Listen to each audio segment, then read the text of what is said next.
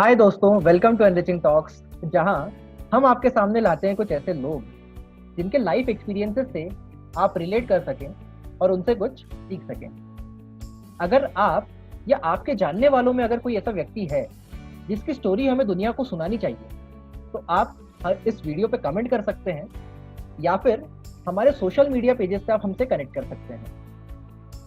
आज हम आपके सामने लाए हैं कोटा फैक्ट्री, हॉस्टल डेज और इमैच्योर जैसी सुपर हिट वेब सीरीज के writer Abhishek Yadav. Hi Abhishek, welcome to our show. Thank you. Abhishek, मैं आपसे परमिशन लेना चाहूंगा क्योंकि आज हमारे वीडियो में दो अभिषेक हो गए हैं, एक आप और एक हमारे को होस्ट। तो क्या हम आपको यादव बोल के बुला सकते हैं? क्योंकि वैसे भी कॉलेज के बाद सभी आपको यादव नाम से ही बुलाते हैं। हाँ, एटलीस्ट तू परमिशन तो मांग रहा है। Thank you, Yadav. Of course, welcome to our show. So, Kota Factory Hostel Days.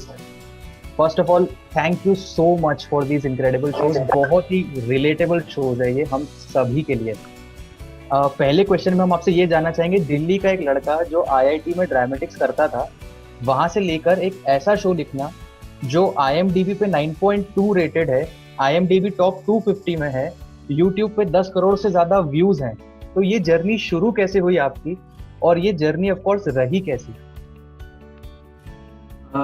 यार, जर्नी शुरू कैसे हुई तो आई वुड से जैसे ज़्यादातर बॉलीवुड फिल्मों की जर्नी शुरू होती है, एक लड़की की वजह से शुरू हुई थी। तो एक लड़की थी, दीवानी सी, एक लड़के पे वो मरती थी, पर वो लड़का मैं नहीं था, पर मुझे बनना था। तो वही तरह था स्कूल के अंदर कि भाई अगर तू परफॉर्म कर रही है तो हाँ मैं तो परफॉर्म कर ही रहा हूँ, मैं तो आ ही रहा हूँ। तू ऑडियंस में बैठी है तो भी मैं परफॉर्म कर रहा हूँ, नहीं तुझे मुझे ही देखना पड़ेगा। और फॉर्चुनेटली मेरा स्कूल जो सेंट मेरीज द्वारका है वो एक्स्ट्रा करिकुलर को करिकुलर एक्टिविटीज़ में बहुत पॉपुलर भी था और बहुत कुछ होता था। So I was always into something, debate भी करता था मैं, ड्रामेटिक्स भी करता था मैं। आई थिंक लास्ट तक जिस चीज़ में मैं सबसे खराब हूँ अभी भी आज भी, डांस, वो भी वो मेरे से करवाने वाले थे। तो वो चीज़ थी। देन 11th-12th में दोस्त वगैरह आए, उन्होंने बोला, बताया मेरे को, अच्छे दोस्त भी थे मेरे जिन्होंने बताया कि भाई नहीं, कुछ पढ़ना होता है, कुछ नौकरी चाहिए होती है, अच्छा कॉलेज चाहिए होता है उसके लिए, जो फरहान का डायलॉग है शायद 3 Idiots में। तो उसके लिए उन्होंने भी बहुत इंस्पायर किया मुझे कि नहीं यार IIT की तैयारी करते हैं, हम लोग सब साथ में ही करे थे। तो वो 2-3 साल IIT की तैयारी में गए। उसके बाद फॉर्चुनेटली अगेन सेकेंड अटेम्प्ट में मेरा IIT बॉम्बे में हुआ।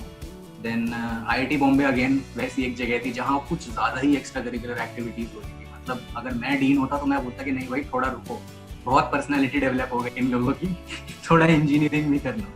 तो इवेंचुअली वही था कि कॉलेज में भी अब जैसे मेटलर्जी स्ट्रीम मेरे को इतनी पसंद नहीं है, मैं पत्थर घिस रहा था उसके अंदर, तो बहुत ज़्यादा वो कुछ इंटरेस्ट नहीं बन पा रहा था मेरा। ऑल्दो मैंने काफ़ी ट्राई किया, तो मैं पास भी अपने दोस्तों की वजह से हो रहा था भाई, वो 1-2 दिन पहले जो पढ़ाते थे मुझे, उसकी वजह से I finally became a 7 pointer at least, वहाँ वो था। तो उस टाइम पे जो साइड में हमारी एक्टिविटीज़ चलती रहती थी, जैसे ड्रामेटिक्स का हमारा 4th वॉल क्लब है, सिल्वर स्क्रीन क्लब है, पैफ होता था। तो मतलब आप समझ लो सेकेंड सेमेस्टर तो आपका आधा पैफ में ही जाता। तो वो वाली जो चीज़ें थी वो सब कर करके, एंड मुंबई में थे हम यार ऑब्वियसली। तो जैसे निधि बिष्ट, सुमित व्यास, वरुण ग्रोवर, तन्मय भट्ट, आकर्ष खुराना, ये सब लोग मेरे जजेस थे उस टाइम पे जब मैं किसी कंपटीशन में जाता। तो I met them, I was in touch with them. TVF खुद एक्स IITians थे, तो उन लोगों से ही एक टच में भी था मैं।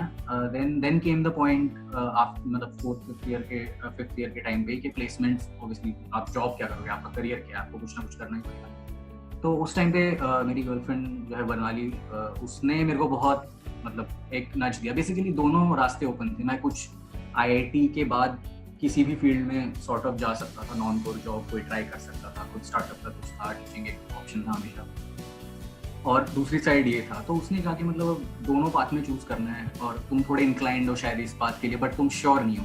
तो जब तक जाओगे नहीं उस पाथ पे तब तक पता नहीं चलेगा कि वो पाथ क्या है। वो था कि डरने से क्या हो, लेट्स ट्राई।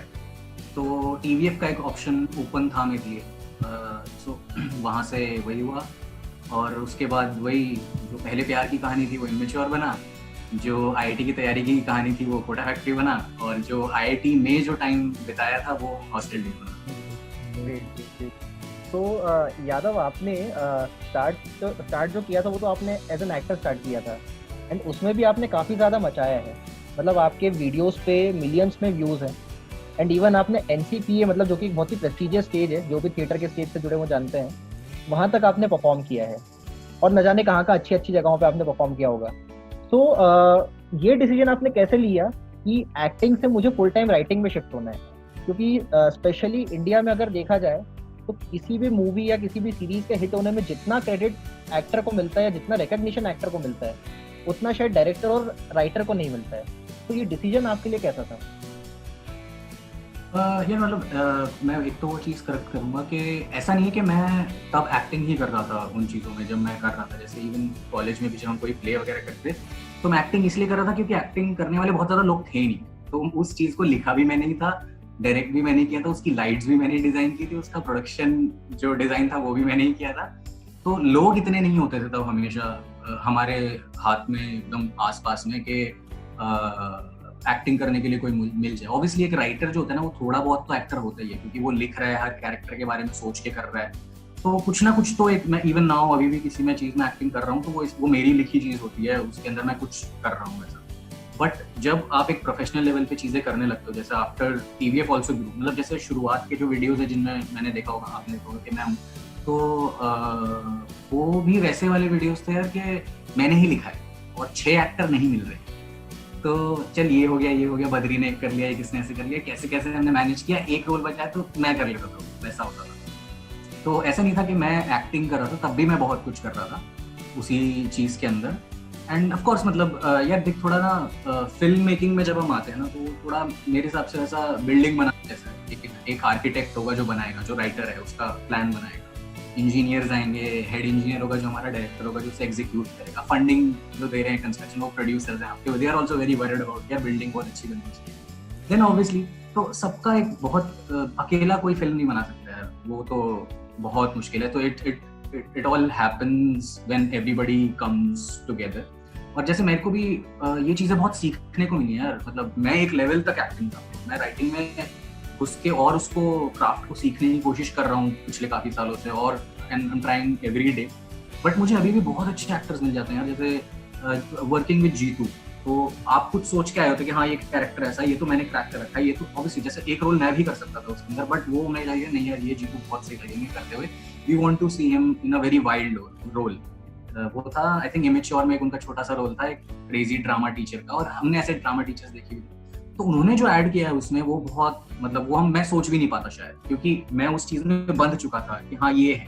तो when you give something that you thought of, और वो आप किसी एक एक्टर को प्रेजेंट करो, और अगर आपका कोलैबोरेशन बहुत सही है ना तो that creates magic. Same I would से विद हॉस्टल डेज में आदर्श ने एक सीन मेरे सामने किया था, वो सीन प्रॉपर मैंने लिखा था कि हाँ यार ये ही है ये तो, और मेरे को बहुत अच्छा भी लगता था वो सीन। आदर्श ने जब वो परफॉर्म किया तो मेरे होश उड़ गए, मैं ऑलमोस्ट रोने लग गया था कि यार तूने इतना सही कैसे समझा, तेरे को समझ कैसे आ गया इतना अच्छा। तो वो मेरे को पता चला कि कितना अच्छा एक्टर है यार वो, तो उसको सेट पे देख के मेरे को हर रोज एक्टिंग के बारे में 4 चीजें सीखने को मिली। अच्छा हाँ ऐसे करना है, ये करना है। सेम विद रंजन, तो रंजन तो लिटरली कॉलेज में मेरी फाइंड था कि हम जब पैप करते थे, पैप के ऑडिशन में तभी तो रंजन ने बहुत फनी सा एक छोटा सा बिट किया जो उसे करना नहीं था, पर उसने जिस तरीके से किया वो इतना फनी था कि हमने उसके लिए एक नया रोल देखा कि नहीं रंजन तो ये करेगा ऐसे करके। तो इवन विद रंजन, अब रंजन जैसे बहुत ज्यादा फनी सा रोल नहीं कर रहा था कोटा फैक्ट्री के अंदर, बट एक लास्ट सीन में जो ये सीन में किसी ने देखा भी नहीं, कोटा फैक्ट्री में ये बाहर नहीं आया, एडिट हो गया था, उसमें उसने इतना प्यारा एक फ्रेम में एक्टिंग की ना, जस्ट वो एक सेट है और वो आगे आता है और the way he is done it ना, वो इतना अमेजिंग था। मैं बहुत खुश हुआ था कि यार to collaborate with these people. Similarly with जो डायरेक्टर्स हैं, मतलब जिनके साथ मैंने काम किया, प्रेम मिस्त्री, राघव सुब्बू, अमृत, तो the way they C a thing, मैं कुछ लेके आया हूँ तुम्हारे पास कि हाँ देखो ऐसा है, और the way they add layers to it, वो बहुत अमेजिंग है। मतलब कोटा फैक्ट्री जैसे बहुत वैसे लिखा गया था, बहुत जल्दी में किया गया था compared to other shows that I have written, पर वो जो what Raghav has brought to it, that's मतलब प्राइसलेस। तो वो looking forward to collaborating with such good artist, मेरे को भी 4 चीजें सीखने को मिलती हैं उसमें, तो वो कोई गम नहीं है उस चीज का। नहीं ऑफ कोर्स है ना, आई थिंक हम लोग बहुत लकी है कि आपने राइटिंग परस्यू करा ताकि हमें ऐसे अमेजिंग शोज मिले। नेक्स्ट क्वेश्चन में यादव मैं आपसे पूछना चाहूंगा कि आप मेटलर्जिकल इंजीनियर है, जैसा आपने बताया पत्थर घिस रहे थे, आपको मजा नहीं आ रहा था, और अब आपने इस लेवल के शोज लिख दिए हैं, आपकी राइटिंग में कोई फॉर्मल ट्रेनिंग नहीं है, आपने कोई कोर्स ज्वाइन नहीं किया है या कोई डिग्री नहीं है आपके पास इसमें, तो ये राइटिंग का आपको गॉड गिफ्ट है जिसको हम बोलते हैं कि मतलब बचपन से टैलेंट था ऐसा, या आपने धीरे धीरे इस टैलेंट को तराशा है, और अगर तराशा है तो कैसे? क्योंकि आपने पिछले क्वेश्चन में भी थोड़ा टच अपॉन किया कि मैं रोज सीख रहा हूँ इसके बारे में, तो वही हम प्रोसेस जानना भी चाहेंगे थोड़ी सी चीजें। यार गॉड्स गिफ्ट तो नहीं बोलूंगा मैं, क्योंकि जो लोग गिफ्टेड होते हैं वो तो अलग लेवल पे कुछ कर रहे हैं। मतलब अगर इंडिया को छोड़ दो, इंडिया के वेब स्पेस को छोड़ दो, पूरी दुनिया को देखते हैं, मतलब ऐसी हजारों बहुत अच्छी चीजें शायद फ्रांस में बन रही हैं, शायद यूएस में बन रही हैं, जो हम तक तो पहुंच भी नहीं। तो वहाँ का भी गेम ऑफ थ्रोन्स शायद हम तक पहुंच रहा है। उसके अलावा बहुत सारी ऐसी चीजें जो बहुत अच्छी थी शायद हम तक नहीं पहुंच पा रही। तो पर मैं इंजीनियर में डेफिनेटली, तो इंजीनियर क्या होते हैं, घिस्सू, वो सीख के ही मानते हैं कि भाई अगर फिजिक्स नहीं आती थी तो एच सी वर्मा किताब पढ़ो, उससे फिजिक्स आएगी, सीखोगे। मतलब फील, और ऑब्वियसली एक टीचर चाहिए होता है करने के लिए, एक जीतू भैया टाइप टीचर चाहिए होता है जो फिजिक्स फील कराए। तो वैसे ही यू नीड अ मेंटर। मतलब आई थिंक शुरुआत में अगर किसी को एक अच्छा मेंटर मिले तो बहुत सही है उसके लिए। देन एक ग्रेजुअल लर्निंग चाहिए होती है। अब इंडिया में क्या है, जैसे मेरे को लगता है कि इंजीनियर बनने के लिए भी यार मैंने 12 साल तक पढ़ाई करी, मैथ साइंस पढ़ा मैंने स्कूल के अंदर। उसके बाद मैंने 5 साल मैंने बीटेक के लिए पढ़ाई करी वहाँ पर, और तब भी जब जॉब लगती है तो मैं एक रूकी इंजीनियर हूँ, फर्स्ट एट दैट जॉब। तो राइटिंग को हम ऐसा कैसे मान सकते हैं कि यार इसमें कुछ सीखा ही नहीं? और एक्चुअली यहाँ भी नहीं, बहुत सारे देशों में ऐसा कुछ खास है नहीं राइटिंग को सिखाने की। तो I was always looking for it कि भाई गूगल है ना हाथ में, तो राइटिंग कैसे सीखे, how to be a screen writer. ये मैंने गूगल किया है, और मैं कभी कभार बहुत सारी चीजें गूगल करी है मैंने ऐसे, और उनसे जो मेरे को बेस्ट चीजें लगी हैं वो मैंने हमेशा पिक करी हैं। कि I have read a lot of screen writing books as well. मतलब मैं किसी को सजेस्ट नहीं करता कि आप पढ़ो, क्योंकि वो इतना बड़ा एक इंडस्ट्री सी बन गई है लोगों को बेवकूफ बनाने की। जैसे कहते हैं ना कोचिंग इंडस्ट्री है कि IIT में करा देंगे, तो वैसी एक वो भी इंडस्ट्री है जो बाहर की है थोड़ी, यूएस की के एक बहुत अच्छा शो कैसे लिखे मैं आपको बताता हूँ। But I would say every book has some good thing that you can learn from them. और बेसिक जो मैं मानता हूँ कि आप यार फिल्में देखो, शोज देखो, फिल्मों की स्क्रिप्ट पढ़ो, शोज की स्क्रिप्ट पढ़ो, और खुद लिखो।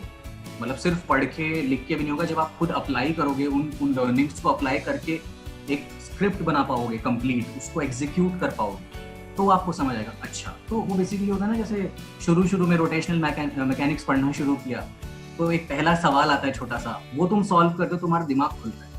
तो वही दिमाग खुलने के बाद तुम कैसे चीजों को अप्लाई कर रहे हो, इन दी एंड वो वही ऐसा है, बिल्डिंग बनाने वाला है, तू कैसे भी बिल्डिंग बना सकता है। सही। तो यादव, नेक्स्ट चीज मैं आपसे पूछना चाहूंगा कि अगर आप एक रेगुलर कॉर्पोरेट जॉब करते हैं, या जनरली जैसा कॉर्पोरेट वर्ल्ड में होता है, अगर वहाँ पे अगर आप अपना वर्स्ट भी परफॉर्म करो तो वर्स्ट टू वर्स्ट केस में आपका करियर स्टैग्नेट हो जाता है। बहुत ही रेयरली ऐसा होता है कि मतलब आपने मतलब आपका अप्रेजल हो गया, आप अच्छे लेवल पे पहुंच गए हो, और उसके बाद अब आपका स्लोप जो है वो डाउनवर्ड जाने लग गया है। ऐसा बहुत रेयरली होता है। बट आपने जो करियर पाथ चुना है उसमें आपने गजब का एक स्टैंडर्ड सेट कर दिया है। कोटा फैक्ट्री, इमेच्योर जैसे शोज आपने बना दिए, बट आगे भी आपको उतना ही डिलीवर करना पड़ेगा। अदरवाइज हो सकता है कि मतलब जितनी सक्सेस अभी आपको मिल रही है, जितना रिकग्निशन आपको अभी मिल रहा है, हो सकता है आगे उतना ना मिले। तो इस बारे में आपके माइंड में क्या थॉट्स आते हैं? यार ऐसा ना मेरे को बिल्कुल भी नहीं लगता था इनिशियली। तो कोटा फैक्ट्री हिट हुआ था, तो एक मैं मतलब एक for the lack of a better word, एक बड़े ही हरामी आदमी है विपुल गोयल। तो वो TVF के ऑफिस में बैठे रहते थे। तो कोटा फैक्ट्री के जज्बात जब हम आए, हिट वेट हो चुका था शो, ऑफिस में आए, तो उन्होंने आते ही बोल दिया मेरे को कि अरे यादव अब तो तेरा डाउनवर्ड है, अब तो तेरा पीक आ गया, अब तो तू गया। तो हाँ यार, कोटा फैक्ट्री तो इतना हिट हो गया, वो IMDb वगैरह में पहुंच गया, अगला ना जा पाए। तो ये तो डर उन्होंने मुझे दिया, वरना मेरे दिमाग में ऐसा कुछ नहीं था। And it actually happened also. मैं यू आस्क मी, जो मैंने 3 शो अब तक लिखे हैं जो बाहर आए हैं, उसमें I love hostel days the most. मतलब मेरे को लगता है कि वो कुछ है, तो कुछ स्पेशल हमने किया है, एंड वो थोड़ा अमेजिंग था। ऑब्वियसली जनता को कोटा फैक्ट्री बहुत ज़्यादा अच्छा लगा है, तो वैसा हुआ है। एंड हॉस्टल डेज उसके बाद आया। हॉस्टल डेज मैंने ऑल्सो लिखा पहले था, वो बाद में रिलीज हुआ है, and it obviously didn't grow as big as Kota Factory. तो वो जो डर था वो वैसा कुछ नहीं हुआ। बेसिकली ऐसी वाली बात है कि यार सचिन भी हर मैच में सेंचुरी थोड़ी ना मारता है, तो उसके भी कुछ लोअर मैच आते हैं, कुछ वैसा होता है. The idea is to keep playing every ball जैसे आ रहा है, हर मैच जैसे आ रहा है, आप अपना बेस्ट दोगे तो you will have something to learn from it, something एक गुड मेमोरी आपको बनेगी. जैसे my favourite memory of all these shows out of everything that I have written in the past 2 years, जो भी 400 पन्ने हैं, वो रहेगी. I was sitting with Saurabh Khanna. सुबह के 4 बज रहे थे. हम टीवीएफ के ऑफिस में एकदम कोने वाला कमरा है जहाँ हम बैठा करते थे. 20 लोग की जगह वहाँ पर हम 2 लोग बैठते थे. वहाँ पर रात को 4 बजे हम एपिसोड 4 ऑफ हॉस्टल डेज को कुछ लिख रहे थे, और उसमें हमने एक जोक डाला था जो मैं अभी बोल नहीं सकता, वो थोड़ा वैसा ही है. तो उस पर हम इतना हंसे हैं हम दोनों, मतलब that 35-year-old man and this like guy. हम हंसे जा रहे हैं, हम रात को हंसे जा रहे हैं, हमारी हंसी नहीं रुक रही है, लाफिंग फिट्स हो गए हमें और आंसू निकलने लग गए हमारे. और फिर then we were like okay let's call it a day. इतने जोक्स नहीं हैं. तो वो जो मेमोरी है ना, to create something like that, वो ज्यादा अच्छी लगती है रादर देन के मतलब इसके IMDb पे इतने वो रेटिंग्स आ गई या इसके इतने व्यूज हो गए, ऐसा कुछ. वो ठीक है, मतलब इफ इट कम्स ग्रेट, मतलब आप मेरे को कोई दिक्कत नहीं है, आप करो सब मेरे शोज IMDb पे. But it's more like collaborative. अगर आप खुश हो अपने काम से तो मोर और लेस निकल जाता है, खुश रहता है. That's amazing thought, Yadav. Next question में मैं आपसे पूछना चाहूंगा, जैसा आपने हमें बताया भी कि आपके पास में टीवीएफ का बहुत अच्छा प्लेटफॉर्म था जहाँ पे आपने बहुत अमेजिंग लोगों के साथ काम किया, जिसे हम तो जिन लोगों को हम सिर्फ यूट्यूब पे देख रहे हैं, ठीक है, वो आपके साथ बैठे थे ऐसे, उनसे आपने बहुत सीखा भी होगा और बहुत लर्निंग्स रही होगी, काफी सपोर्ट भी होगा. ऐसा कोई राइटर जो घर में बैठा है बहुत अच्छी स्क्रिप्ट लेके, जिसके पास में ऐसा कोई प्लेटफॉर्म नहीं है, कोई भी सपोर्ट नहीं है, उसको अगर रीच आउट करना है तो वो क्या कर सकता है? यार एक तो मेरे को ऐसी ये लगता है कि मतलब ऐसा कभी बहुत रेयरली होगा कि ना कोई अपने घर पे बैठा है और उसने बहुत अमेजिंग चीज लिखती है जो एज इट इज प्रोडक्शन में जा सकती है. यार इट्स जैसा कोई मतलब एक आई एम नॉट सेइंग कि ऐसा होगा ही नहीं कभी, एक ना एक प्रोडिजी तो निकलेगा ही, ऐसा करता होगा. But I think even a writer needs what do you से एक क्रिटिकल फीडबैक, एक क्रिएटिव फीडबैक देने वाला एक ट्रस्टवर्दी ग्रुप उनको चाहिए जिसके साथ वो जैम कर सके कि मेरे पास एक आइडिया है, अब how do I develop it more. वैसा ऐसा नहीं होता कि जो है ना, कोटा फैक्ट्री भी एक बार में नहीं लिखा गया कि मैंने सीधा मैंने सोचा पूरा और मैंने टाइप करना शुरू किया. नहीं, मैंने सोचा कुछ, मैंने उन्हें बताया कि अच्छा ऐसा. उन्होंने कहा नहीं इससे अच्छा ये करते हैं, तू गलत. मैंने कहा हाँ यार ये भी अच्छा तरीका है करने का. फिर हम दोनों ने उस पर कोलैबोरेट किया. फिर एक तीसरा बंदा आया, उसको सुनाया, उसने बोला कि अरे पर तुम ये तो भूल ही गए करना. ओ लेट्स डू दिस, ऐसा ऐसा करते हैं. तो एक it is great if you find a mentor. I had Saurabh Khanna. और अगर आपको कोई एक ऐसा क्रिएटिव ग्रुप मिल जाए, जो एक टीम मिल जाए जो उसमें हेल्प करे. जैसे अगर कोई फिल्म भी बनती है तो उसने राइटर, ऐसा नहीं कि राइटर ने लिख दिया और हो गया, डायरेक्टर उसे तराशता है अपनी तरफ से कि हाँ यार लेट्स डू दिस. डीओपी जो सिनेमेटोग्राफर होता है वो भी आके बोलता है कि यार अगर ये सीन थोड़ा ऐसे लिख दें तो मैं ये बहुत बेटर शॉट ले पाऊंगा इसका, given the locations we have या कुछ भी. तो म्यूजिक जैसे पूरी टीम बहुत अच्छे से कोलैबोरेट करती है. कॉस्ट्यूम, प्रोडक्शन डिजाइन सब आते हैं उसके अंदर. एक्टर्स कितना कुछ नया लेके आते हैं उसमें कि अरे ये इस तरीके से बोला जाए तो बहुत सही है. तो वो चीज होती है. बट अगर let's say for that prodigy जिसने अपने घर पे बैठ के लिख लिया है कुछ बहुत ही अच्छा, आई थिंक अभी थोड़ा ऐसा स्टेज आ गया है कि even a novice, even a rookie, जिसने फ्रेशर, जिसने अभी कुछ नहीं किया है, he has no credit to his name, कुछ नहीं है. The industry is very open right now, मतलब स्पेशली फॉर वेब शोज कि आप लिटरली कहीं भी जा सकते हो और बोल सकते हो कि सर मेरे पास एक पहला एपिसोड और आगे क्या होने वाला है वो पूरी शो बाइबल है, ये पढ़ें और सुनें. और अगर आपकी स्क्रिप्ट अच्छी है, आप अच्छे से प्रेजेंट कर पा रहे हैं चीज़ों को, आप जितना बिलीव करते हैं सामने वाले को आप बिलीव दिलवा पा रहे हैं इस चीज़ के लिए, I am sure you will find a way. अगर किसी को नहीं भी मिल रहा है, ये वीडियो देख रहा है वो बंदा, तो मेरे पास आ जाए. तो यादव, हमारे पास जो लेटेस्ट अपडेट है वो ये है कि आपने टीवीएफ अभी छोड़ दिया है एंड अभी आपने खुद का एक प्रोडक्शन हाउस स्टार्ट किया है येलो मोन्टाज नाम से. तो इसके बारे में हम आपसे जानना चाहेंगे कि आपसे हम अब आगे फ्यूचर में क्या एक्सपेक्ट कर सकते हैं, कि आप वेब सीरीज ही करेंगे या फिर और भी आपके कुछ अलग अलग प्लान्स हैं, तो थोड़ा उसके बारे में जानना चाहते हैं. हाँ, तो यार टीवीएफ छोड़ा, एक कोटा फैक्ट्री में एक लाइन थी कि लाइफ में ग्रो करना है तो मूव ऑन तो करते रहना पड़ेगा। जीतू भैया ने एडवाइस दी थी वैभव को, तो मैंने अपनी ही एडवाइस मैंने खुद ही ले ली, and now we are looking at doing a lot more things. मैं बेसिकली एक कंफर्ट जोन भी होता है, तो आप कंफर्ट जोन से बाहर निकलना चाहते हो, आप ज्यादा चीजें एक्सप्लोर करना चाहते हो, तो वो एक हमेशा आइडिया था दिमाग में। मतलब I'll be forever grateful to TVF कि उन्होंने मुझे वो प्लेटफॉर्म दिया, वो कॉलेज के बाद जस्ट एक ब्रिज बना के कि हाँ ये कर सकते हो, और मेरे को वो इंडिपेंडेंस मिला कि मैं जो कहानियां बोलना चाहता हूँ उस टाइम पे, और एक जो TVF की भी विजन थी उसमें जो अलाइन होता था वो I was able to make, and उसको इतना बड़ा प्लेटफॉर्म मिला, उसे एम्पलीफाई किया गया चीज़ों को, तो वो बहुत सही था। बट ऐसी बहुत सारी चीज़ें हैं जो करना चाहता हूँ जिसके लिए शायद TVF is not the best place, उसके लिए शायद कोई और रहेगा।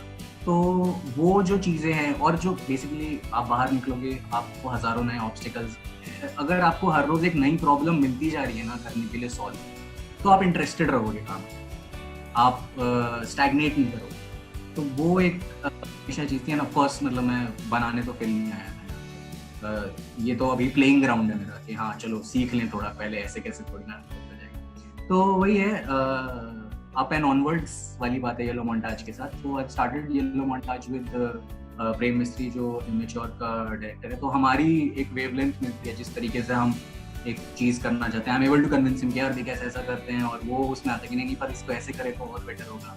तो वो एक जब एक सिनर्जी बन जाती है तो एक फिर हम एक अच्छे स्पेस में थे कि हाँ, so we right now we are doing lot of branded content, बहुत सारे येलो मोन्टाज के प्रमोशनल कंटेंट आता है। Then we are also doing some more shows, web shows अभी, and also discussing in talks with people for movies also. तो वो चीज़ है, जैसे जैसे जो जो बनता जाएगा। ठीक है, मतलब वी आर मतलब extremely eagerly looking forward to what you have to deliver to us। और इसी के बेसिस पे आपसे नेक्स्ट क्वेश्चन में पूछना चाहूँगा कि अभी तक आपने जो भी लिखा है वो आपके लाइफ के फर्स्ट हैंड एक्सपीरियंसेस रहे हैं। इमेच्योर जैसा आपने बताया कि पहले प्यार की कहानी है, फिर जेई की प्रिपरेशन पे कोटा फैक्ट्री हो गया, होस्टल डेज तो नाम ही बता रहा है कि होस्टल डेज है। तो आगे हम आपसे किस तरह की कहानियाँ एक्सपेक्ट कर सकते हैं? आगे देख, एक तो जो मेरे साथ हो रहा है और उसमें कुछ यूनिवर्सैलिटी, कुछ यूनिवर्सल अपील है उसके अंदर, वो तो हम डेफिनेटली मैं बिल्कुल नहीं छोड़ूंगा। मतलब ये फटाक से कर दो ये चीज़, क्योंकि यू नो कि अगर मेरे साथ हो रहा है और हम 10 लोगों से पूछते हैं हाँ भाई ये एक छोटी सी चीज़ है ना जिसको हम टच अपॉन कर सकते हैं, तो वो तो हम definitely the TVF way of doing things, तो वो तो कभी नहीं छोड़ते। But there are also genres, a lot of क्या कहते हैं areas that I am looking into के हाँ यार ये कर सकते हैं। जैसे हम non fiction content is something जो मैं जिसमें इन्वॉल्व TVF में बहुत ज़्यादा नहीं था, but I know I am really good at it, मैं कुछ कर सकता था। ऑब्वियसली अपॉर्चुनिटीज़ कुछ ऐसी मिली नहीं, तो जैसे जैसे अपॉर्चुनिटीज़ जो मिलेंगी, तो B it non fiction content, B it films, web films, ऐसा कुछ भी रहेगा, तो ऑलवेज ओपन टू दैट। और मैं तो थोड़ा वैसा पोस्ट मॉडर्न टाइप का भी हूँ ना राइटर, मतलब हम लोग जैसे हैं, जैसे जैसा कंटेंट हमें पसंद भी आता है। हम इंजीनियर्स को के मैन फ्रॉम अर्थ देख लियो और पागल हो, इंटरस्टेलर देख लियो और पागल हो, हाँ साई-फाई कुछ ऐसा करेंगे, ये करेंगे। तो बहुत सारी चीज़ें हैं इन द वर्क्स, पिच करते रहते हैं, कहीं कुछ बनेगा कुछ होगा, तो इट्स आउट देयर। बाकी अपनी स्ट्रेंथ्स तो हैं ही, वो तो चल ही रही हैं। ओके, तो यादव आपकी जर्नी जो रही है काफ़ी इंटरेस्टिंग रही है। तो इस जर्नी में आपने काफ़ी सारी लर्निंग्स तो आपको डेफिनेटली मिली होगी, तो इसमें से कुछ लर्निंग्स अगर आप हमारी ऑडियंस से शेयर करना चाहें। यार what I have learn the most important thing जो मेरे को वो लगी है यार, काम बोलता है। मतलब रहती हैं यार सबके अंदर कुछ इनसिक्योरिटी रहेगी, हर कोई लाइफ के अपार्ट फ्रॉम करियर बहुत सारी चीज़ें चलती रहती हैं जो आपको मतलब बॉक डाउन करेंगी, और वो सब चीज़ें होंगी। बट आई थिंक अगर आप अपने काम में वो एक सेफ स्पेस बना पाओ ना, कि जब मैं ये काम करता हूँ तो मैं एक बेस्ट स्टेट ऑफ माइंड में हूँ, अगर आप वो सिस्टम, वो एक सिनर्जी क्रिएट कर पाओ, there is nothing better than that. क्योंकि फिर आपको फर्क नहीं पड़ता, आप बस अपना just put your head to it, एकदम इधर उधर का कुछ नहीं देखना, अपना काम करना। इसके बाद मतलब जो होगा वो होगा यार, जो जितना मुकद्दर में लिखा है वो उतना मिलेगा। ऐसा सा है। एक बहुत अच्छी फिल्म है कामयाब, देखना नेटफ्लिक्स पे। उसमें एक लाइन है कि बस एंजॉइंग लाइफ और ऑप्शन क्या है। तो वो ज़रूर एक क्या कहते हैं, मैं भी अब आजकल वो बना के, मुझे पता नहीं था कि मैं वही कर रहा हूँ, बट वो एक वर्ड मेरे को मिल गया थ्रू हार्दिक मेहता। तो वो एक बहुत मैं एक खुद को समझा के चलता हूँ कि कोई भी काम ऑल्दो आपका सबसे इम्पोर्टेंट है, इट्स योर लाइफ, आप पूरा उसमें देते हो, उसके अलावा you have your life, you have your family around, you have your friends, तो उसको भी ना छोड़ें, उसको enjoy it to the most. हर किसी को इलॉन मस्क नहीं बनना है, हर किसी को बिल गेट्स नहीं बनना है, तो इवन तो वो भी चिल कर रहे होंगे यार, वो भी।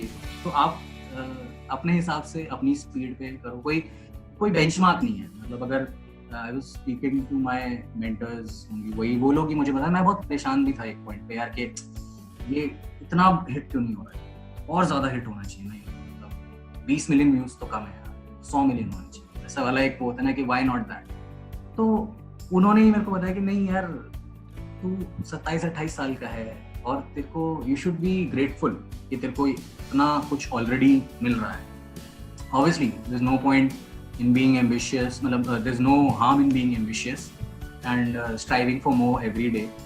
But everybody works at their own pace. कोई पीछे नहीं है, कोई नहीं। ऐसा भी होता है यार, बहुत लोग ऐसे भी हैं जो शायद 40 ईयर की एज में, 40-45 की एज में उन्हें लगा कि नहीं यार मैंने बहुत कर ली यार 9 to 5 की जॉब, अब मुझे अपने अंदर का आर्टिस्ट को बाहर करना। तो वो गलत नहीं है, वो करें। अब उनका पहला कुछ आएगा और मैं तब तक शायद 50 चीज़ें कर लूँगा, 10 चीज़ें कर लूँगा, तो इसका मतलब ये नहीं है कि वो मुझसे कम हो गया है, कुछ पीछे हो गया, या मैं उससे बड़ा हो गया, कुछ ऐसा कुछ नहीं। तो it's about that one thing. हम सब क्या हैं, मतलब हम आर्टिस्ट हैं, हम एक पत्थर से वो तराश के कुछ एक वास बना देंगे, ये भी अच्छा है, वो भी अच्छा है। तो ऐसी बहुत सारी चीज़ें होती हैं जो मुझे पर्सनली अच्छी नहीं लगती, ऑडियंस को बहुत अच्छी लगती। तो इसका मतलब ये नहीं है कि वो चीज़ ख़राब है। हम कोई रॉकेट साइंस नहीं कर रहे, हम कर तो लोगों को एंटरटेन ही कर रहे हैं। उसके बाद अगर कुछ एक मैसेज भी दे जाएं, कुछ एक बात कर जाएं अपनी सोसाइटी की, कुछ छाप छोड़ जाएं अपने the times that we live in. Kota factory is just how kids feel when they are in Kota. तो एक जो समय है ना, ये 2002 के बाद से आज तक का, बच्चों ने वो लाइफ जिया कोटा में, तो वो एक मैं छोड़ के चला गया बस उसमें, वहाँ बना के चले गए। हमारी जो पूरी टीम है, उन्होंने वो एक चीज़ वहाँ छोड़ दी। वो करना ज़्यादा इम्पोर्टेंट है। उससे मिलने वाली सक्सेस, उसके बाद आने वाला जो लल है, ये ख़त्म हो गया, अब क्या करें, अब कुछ नया करना पड़ेगा, उससे डिटैच होते हैं, कुछ नया करें। तो ये सब तो part and parcel of life. और मैं it's been just 4 years in this industry, वो भी एक बहुत छोटे से कोने में, TVF में, वेब स्पेस में मैं कर रहा था। तो लोग तो ये कहाँ तक गए हैं। तो वो कोई डर किसी को नहीं होना चाहिए, वो इनसिक्योरिटी नहीं होना चाहिए, जैसा हो बस enjoy life, option. Great, that was amazing learnings Yadav, thank you so much. आपने बहुत सारे पॉइंट्स को टच अपॉन किया कि कंप्लेसेंट भी मत बनिए, लेकिन बहुत ज़्यादा कंपेयर भी मत करिए, जो कि बहुत इंपॉर्टेंट है आई गेस। और ऑफ कोर्स एंजॉय लाइफ, और तो पॉइंट ही किया है, तो मैं खुद ही अडॉप्ट करूंगा आने वाले समय में, आज से ही इनफैक्ट। एंड आपको तो अहमदाबाद के फर्स्ट ईयर में जरूर ये याद रखें। बिल्कुल। और मैं आपको तो ऑफ कोर्स थैंक यू बोलूंगा, लेकिन आज हमें पता चला कि इसमें वर्णाली जो आपकी गर्लफ्रेंड है, उनका कितना इंपॉर्टेंट रोल था। अगर उनका मे बी पुश नहीं होता या सपोर्ट नहीं होता, तो हो सकता है कि आज आप ये शोज लिख ही नहीं पाते और हम एक्सपीरियंस नहीं कर पाते ये चीजें। तो आप दोनों को बहुत ही ज्यादा हमारे दिल से थैंक यू। और ऐसे ही आप एक शो वर्णाली के नाम पे भी आएगा। बहुत आपने कोटा फैक्ट्री में उसका नाम लिया भी है, अगर लोगों ने ध्यान से देखा होगा, जिन्होंने नहीं देखा है वो देख ले जाके। तो थैंक यू सो मच। आपसे हम ऐसे ही अमेजिंग कंटेंट की उम्मीद करते हैं। हम आपको like we wish you all the very best. हमें पता है कि आप मूवी बनाएंगे एक दिन जरूर से, and we will look back कि यार 2020 में हम खुशनसीब थे कि आपके साथ हमने इंटरव्यू किया है। मैं तो काफी खुशनसीब हूँ कि आपके साथ थोड़ा बहुत काम करने का भी मौका मिला मुझे IIT में। तो thank you so much Abhishek, thank you so much. And thank you so much our viewers, ये वीडियो देखने के लिए। इसी तरीके से और भी इंटरेस्टिंग लोगों से मिलने के लिए इस चैनल को सब्सक्राइब करिए and please do like and share this video. Thank you for watching.